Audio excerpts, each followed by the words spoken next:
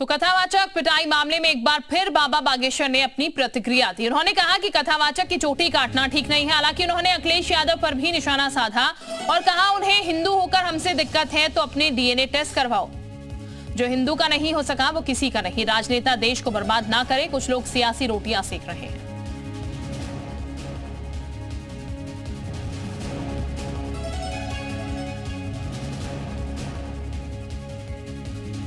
तो कथा कराने के लिए फीस लेने पर क्या बोले बाबा बागेश्वर, वो आप सुनिए। जो हिंदू हिंदू का नहीं, वो हिंदू कहलाने के लायक नहीं। और हमारी बात पर बवाल बनाने वाले, तरह तरह के वीडियो बनाने वाले ठटरी के बड़े हरो, सुन लो कान खोलकर।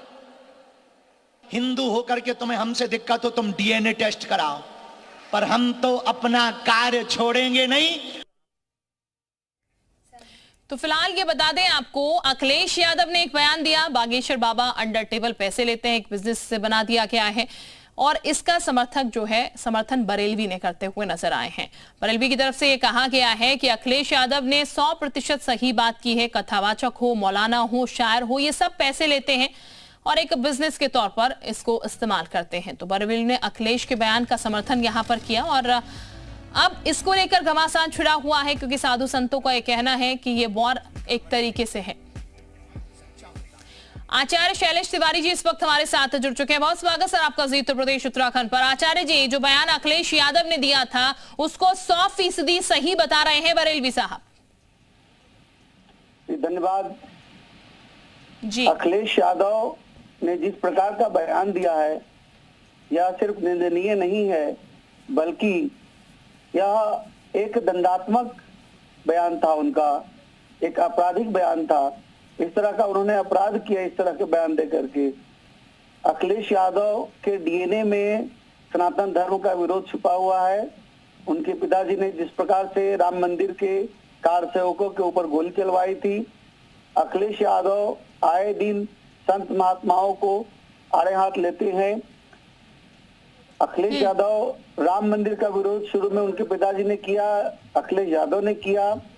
ज्ञान वापी का इन्होंने विरोध किया। कभी भी इन्होंने सनातन धर्म का साथ नहीं दिया, जबकि सनातन धर्म के लोगों के वोट लेकर के। और तो और है, यह यादव समाज से आते हैं, लेकिन यादव समाज के लिए इन्होंने क्या किया? यादव समाज के सबसे आराध्य देवता भगवान श्री कृष्ण हैं और भगवान श्री कृष्ण के मथुरा में जो मंदिर है, जहाँ पर एक मस्जिद भी खड़ा कर दिया गया है औरंगजेब के द्वारा, उस मस्जिद के पक्ष में भी इन्होंने, मंदिर के पक्ष में भी कभी नहीं बोला, हमेशा मस्जिद के पक्ष लेते रहे हैं। और अखिलेश यादव नामधारी हिंदू की तरह हैं। इनका जो काम जो है मुस्लिम और मुस्लिम तुष्टीकरण के काम हमेशा करते आए हैं। इन्होंने हज हाउस बनाया और पता नहीं क्या क्या किया मुसलमानों के लिए। बिल्कुल आचार्य जी, क्योंकि हिमायती बनते हैं यहाँ पर अखिलेश यादव मुस्लिमों के, और जो ये बयान उनकी तरफ से दिया गया है, क्या लग रहा है आपको? क्योंकि एक मसला सामने निकल के आया यहाँ पर, जो पूरा हंगामा हुआ कथावाचक को लेकर, उसके बाद इस तरीके का बयान दिया है। किस वजह से इस तरीके का बयान उन्होंने दिया होगा कथावाचकों को लेकर? देखिए, अखिलेश यादव जो है एक तो घोर जातिवादी व्यक्ति हैं, जातिवाद का रोटी सेकते हैं, लेकिन यह किसी के नहीं है। जिन जातिवादी लोगों को अपने चंगुल में फंसाते हैं, उनके साथ भी ये कभी अच्छा नहीं करते। यादव समाज के लोग जान गया यह बात को कि एक मूर्ख व्यक्ति जो कथाकार था, जो कथा के जगह पर भोजपुरी और फिल्मी गाने सुनाता था, उसको वहां की जनता ने सबक सिखाया। इसके बाद अखिलेश यादव ने उस मानसिक रूप से विक्षिप्त कथाकार को इन्होंने जो है मान सम्मान दिया, सम्मानित किया, पैसे दे करके उसका मनोबल बढ़ाया। इसका मतलब यह है कि कोई व्यक्ति हनुमान जी के खिलाफ बोलता रहे, श्री राम जी के खिलाफ बोलता रहे, अपने आप को कथावाचक का करके जनता के सामने प्रस्तुत कर दे और भगवान की खिल्लियां उड़ाए, ऐसे लोग अखिलेश यादव ने जब सम्मान किया, इसका मतलब यह सिद्ध होता है कि अखिलेश यादव स्वयं भगवान का अपमान कर रहे हैं। इसलिए अखिलेश यादव को आने वाले समय में जो चुनाव है, अपने अंगुली के ताकत से जनता जो है इनको फिर से विपक्ष, कमजोर विपक्ष के रूप में बाहर रखेगी बिल्कुल, यानी कि और आचार्य जी इस बार- कहा जाए ये जो बयानबाजी चल रही है ये सिर्फ राजनीतिक तौर पर हो रही है, राजनीति चमकाने के लिए हो रही है, क्योंकि एक मुद्दा मिल चुका है, आने वाले समय में चुनाव भी है, तो ये मुद्दा जो है वो पकड़ लिया गया, क्या ये मानकर चला जाए? बिल्कुल, यह राजनीतिक मुद्दा इन्होंने बना दिया है। जिस प्रकार से कानून का काम है, कानून अपना काम करता, लेकिन उस मानसिक रूप से विक्षिप्त कथाकार को, जिसे व्यासपीठ का ज्ञान नहीं, व्यासपीठ की गरिमा का ज्ञान नहीं, उसे बुला करके सम्मानित करना, पैसे देना, शॉल उड़ाना, या निश्चित तौर पर सनातन धर्म का अपमान है। और जिस तरह की राजनीति वो कर रहे हैं उसमें वो सफल नहीं होंगे। आने वाले समय में जनता उनको नकारेगी और निश्चित तौर पर उनकी जो राजनीति जो है, कूटनीति जो है, वह जनता को समझ में आ गई है और जनता आने वाले समय पर इनको जरूर सबक सिखाएगी। बिल्कुल आचार्य जी, क्योंकि ये कहा गया है कि जो धर्मगुरु हैं उन्होंने एक बिजनेस बना दिया है, कथावाचक जो है इसको एक बिजनेस बना दिया गया, अंडर टेबल पैसे लिए जाते हैं।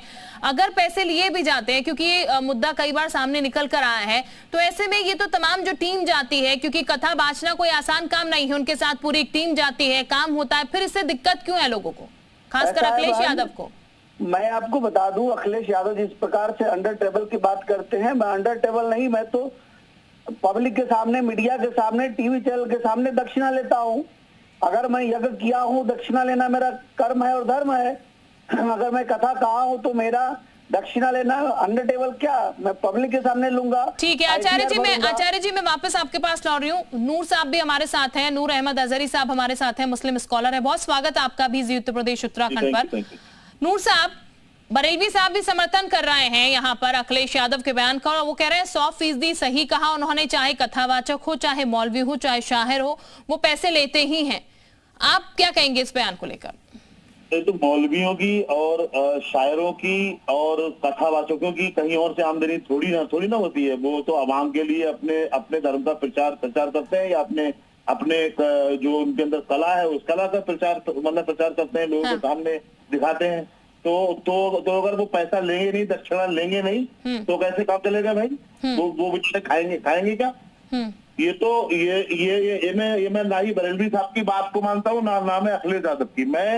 मैं ये खुले दिल से कह रहा हूँ कि दक्षिणा लेना बुरी बात नहीं है, वो मजहबी उनका तरीकेकार है। किसी के बीच में मैं जाकर के किसी मजहब पर उंगली नहीं उठाना चाहता कभी भी। मेरा मानना यह है कि जो धीरेन्द्र शास्त्री को लेकर शायद उन्होंने बयान दिया है, धीरेन्द्र शास्त्री जो हिंदू राष्ट्र की करते हैं बात, मैं इसलिए उनका मुखालिफ हूँ। बाकी उनके जो तरीकेकार है, उनके मजहबी शियार है, वो जाने, मुझे कोई लेना देना नहीं। बिल्कुल, लेकिन ये जो बयान अखिलेश यादव की तरफ से दिया गया, अंडर टेबल पैसे लिए जाते हैं, और ये जो पूरा मुद्दा एक तरीके से बनाया जा रहा है, सर ये मुद्दा क्यों बनाया जा रहा है? क्योंकि कथावाचक को लेकर अभी एक घटना सामने आई थी, उसके बाद ये बयान सामने आया है। अखिलेश यादव जो पार्टी के टिकट बांटते हैं अपनी, वो भी अंडर टेबल लेते हैं, पैसे लेते हैं। और अगर वो कहें अखिलेश यादव कहें तो हम साबित भी कर देंगे। ठीक, आचार्य शैलेश तिवारी जी, नूर अहमद साहब भी कह रहे हैं कि अगर पैसे लिए भी जाते हैं, जिसका जिक्र आपने कहा कि मैं तो ऑन टेलीविजन कह रहा हूं कि अगर मैं दक्षिणा लेता हूं, कथाबाज की दक्षिणा ले रहा हूं, तो उसमें गलत क्या है? नूर अहमद अजहरी साहब भी कह रहे हैं कि हाँ ठीक है, क्यों ना ले, चाहे मौलाना हो, चाहे कथावाचक हो, या फिर शायर हो, पैसे लेना जायज है। एक काम वो कर रहे हैं, उसके उपलक्ष्य में वो दक्षिणा जो है वो लेते हैं। देखिए, नूर अहमद साहब जो कह रहे हैं वो बिल्कुल सही कह रहे हैं। हर कोई मेहनत करता है और उसका मेहनताना लेता है, लेकिन ये जो राजनेता है, लोग सैकड़ों करोड़ जिस तरह घपले घोटाले करके अपने, आप देखिए ना कि कौन, अखिलेश यादव, इनकी सैलरी कितनी है मेंबर ऑफ पार्लियामेंट की और विधायक की? अरबों की संपत्ति इनके पिताजी ने और इन्होंने बना लिया, इनकी पत्नी ने बना लिया, अरबों की संपत्ति। अगर इनका संपत्ति का जांच किया जाए तो इनकी संपत्ति, जितना इनको वेतन मिला है उससे 1000 गुना इन्होंने संपत्ति बनाया है। अंडर टेबल ये लोग काम करते हैं, और ये धर्म गुरुओं को, अपने मजहबी लोगों को बोलते हैं कि पैसा ले रहे हैं। हम तो जरूर पैसा लेते हैं, हम बिल्कुल, यानी कि इस बयान को लेकर मुखालफत जो है वो जरूर की जा रही है, चाहे हिंदू धर्म गुरु, चाहे मुस्लिम। बहुत शुक्रिया आप दोनों का हमारे साथ जुड़ने के लिए। आचार्य जी नूर अहमद साहब, आपका भी बहुत शुक्रिया हमारे साथ जुड़ने के लिए।